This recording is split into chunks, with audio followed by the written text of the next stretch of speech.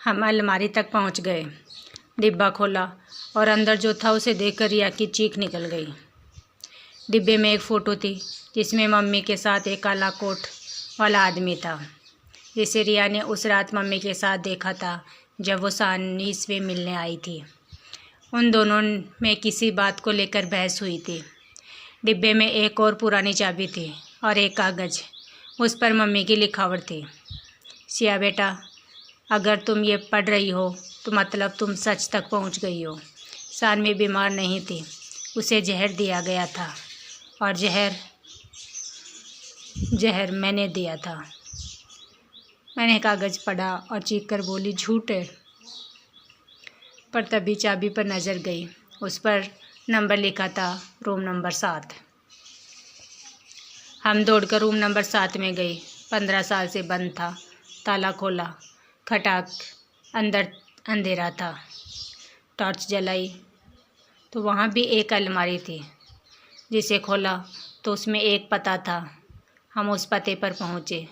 तब तक सुबह हो चुकी थी। हमने दरवाज़ा खटखटाया। थोड़ी देर में दरवाज़ा खुला तो हमारी आंखें फटी की फटी रह गई। सामने एक लड़की खड़ी थी, बिल्कुल मेरे जैसी। मेरे से कुछ बोला न गया, पर रिया चिल्लाई, सानवी दीदी। उसने कांपते हुए कहा, तुम सिया हो ना? मैं सानवी हूँ। मेरे पैरों तले ज़मीन खिसक गई। रोते हुए सानवी ने बताया, उस रात मम्मी ने मुझे जहर नहीं दिया था सिया, मम्मी ने मुझे बचाया था। विक्रम अंकल ने मुझे गोद ले लिया था बेचने के लिए। ये बात मम्मी को पता चल गई, इसलिए मम्मी ने जहर दे दिया। असल में वो जहर नहीं था, एक बेहोशी की दवाई थी। जहर के नाम से विक्रम अंकल वहाँ से भाग गए और मम्मी ने मुझे यहाँ लाकर छुपा दिया और बाहर मेरी मौत का ऐलान कर दिया, ताकि वो मुझे ढूंढने की दोबारा कोशिश ना करे। भगवान की दया से मेरे दिल का छेद भी भर गया, पर मम्मी पालती पालती इस दुनिया से चली गई। मैं रोते हुए सानवी के से लिपट गई। दीदी, आप जिंदा हो? मतलब चिट्ठी में गलती हो गई, इसलिए लिखा था क्योंकि मम्मी को लगा था प्लान फेल हो जाएगा। तभी सानवी ने मुझे कुछ दिया और बोली, खोलो। वो एक कागज़ का लिफाफा था। उसमें सानवी की जॉब का लेटर था। सानवी को दिल्ली से एक बहुत अच्छी जॉब मिली थी।